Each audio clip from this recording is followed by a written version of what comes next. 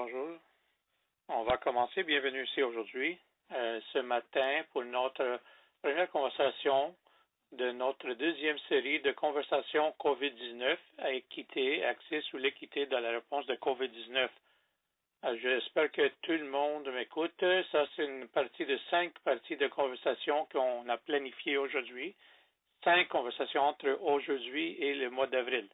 Et ce qu'on cherche ici d'examiner les relations entre la COVID-19, la pandémie, et la santé d'équité.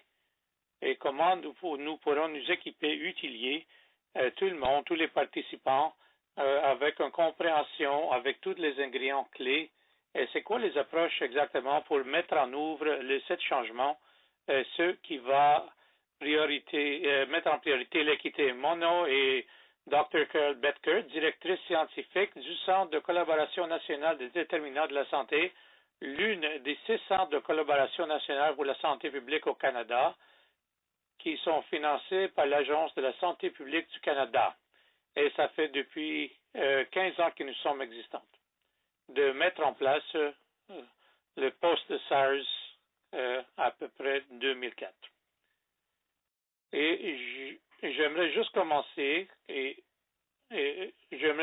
aujourd'hui, et je suis situé sur le Mi'kmaq, le territoire non-cédé, vraiment froid aujourd'hui, avec beaucoup de soleil quand même, à Manitoba, et situé dans le territoire 1, situé de les Anishinaabe, des Cris, des Wujikri, des Dakota et des Dene, et la patrie de la nation métisse. Et j'aimerais respectivement aussi connaître que nous sommes tous ici de toutes les provinces et territoires partout au Canada, que nous vivons et nous travaillons sur les territoires traditionnels des Autochtones. Le Centre pour les déterminants de la santé est Haute-Agnovie, Nova Scotia, Nouvelle-Écosse, est localisé sous les territoires Mi'kmaq non cédés des peuples Mi'kmaq et couvert par les traités de sérénité et amicalité. Et 1725, c'est la couronne britannique qui a cédé cela. Et avec tous les ressources et tout qui reconnaît les Mi'kmaq et tous les titres et a établi les règles et maintenant une relation qui est en perpétuité entre les nations, toutes les nations au Canada. Voilà, question d'intendance, c'est la première conversation d'une série de 5 qui se déroule toutes les 2 semaines. C'est en ligne, c'est à midi à chaque heure, temps de l'Est, et à chaque semaine, chaque 2 semaines, c'est-à-dire. La prochaine aura lieu le 24 février à la même date, au cours de laquelle nous nous concentrons sur des exemples et des études en ce qu'on parle aujourd'hui, mais des études aussi de cas d'action axés sur l'équité de la cadre d'une réponse à COVID. Et nous sommes vraiment fiers aujourd'hui et vraiment heureux d'avoir la Santé publique du Canada qui est là avec nous, les agents, et d'être un plaisir d'avoir Stephen Hoffman aussi de l'Institut canadien de recherche canadien. Juste une petite chose concernant notre audience, les inscripteurs aujourd'hui qui sont inscrits, 179 personnes qui sont inscrites. C'est vraiment intéressant parce qu'on avait eu 460 inscripteurs aujourd'hui et des fois, c'est à peu près 50% qui peuvent vraiment prendre le temps d'être ici. Mais parmi vous vous êtes là, vous êtes d'un côté du pays à l'autre et territoire du Canada qui représente l'inscription. On vous demande pour des questions de certains. Je vais vous pousser aujourd'hui d'utiliser cette boîte de chat qu'on appelle, de larguer votre question dedans. En bas de votre écran, il y a un petit boîte de chat qu'on appelle. De commencer une conversation, regarder qui est ici avec nous, de communiquer avec quelqu'un. S'il vous plaît, vous pouvez le faire si vous avez des questions, des idées, des commentaires, n'importe quoi. Et vous pouvez partager tout ça.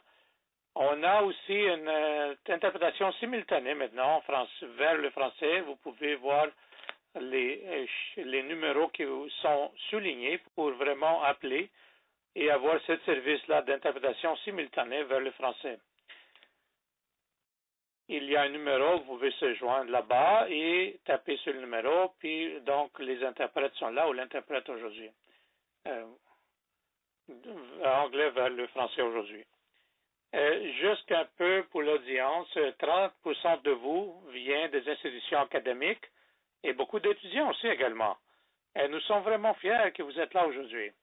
Et en espérant que vous serez là aussi pour les autres séries de conversations dans le futur. Mais ce qui est vraiment important aujourd'hui, c'est que 40% des inscripteurs qui travaillent dans un provincial ou national, organisation de santé locale, provinciale ou nationale. J'aimerais juste prendre une minute pour toutes les choses que vous avez faites jusqu'à date de l'année passée qui était vraiment difficile avec la COVID.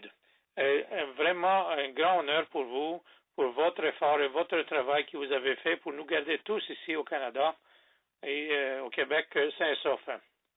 La session ici sera enregistrée et on pourrait aussi le partager par le courriel et ou pour future référence ou pour les personnes qui ne peuvent pas être ici aujourd'hui.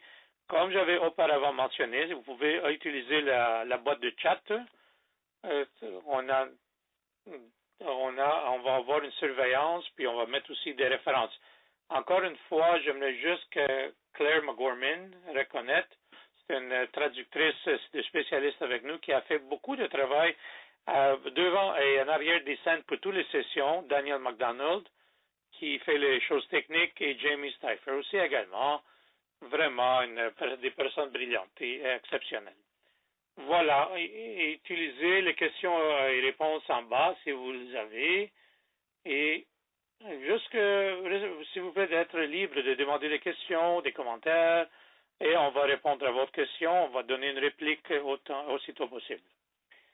Comme j'avais dit, c'est la deuxième série de les conversations. Donc, la première série, il y avait 5 conversations qui ont lieu les 5 mercredis en avril 2020. Le focus là, la concentration de qu'est-ce qu'on doit considérer de prendre adopter une approche en matière de la santé. Aujourd'hui, on va voir votre réplique de ces réunions-là, de ces meetings et les opportunités et qu'est-ce que peut-être vous aurez besoin d'aller à l'avance. Ces enregistrements-là sont sur le site web et il y avait 13 invités là et interlocutrices d'une gamme des sujets qu'on avait parlé. C'est vraiment une conversation très riche. Aujourd'hui, on va commencer plus avec le Dr. Theresa Tam, le chef médecin médical pour le Canada, de risque à résilience. Donc ça, c'est après ça, c'est Dr. Stephen Hoffman, Institut pour la formation titulaire de la chaire de gouvernance mondiale en épidémiologie juridique, un professeur. Et après ça, on va voir une conversation avec les questions que vous avez mis et explorer cet enjeu-là entre les déterminants structurels et sociaux et comment la COVID-19, la planification, la réplique et la récupération.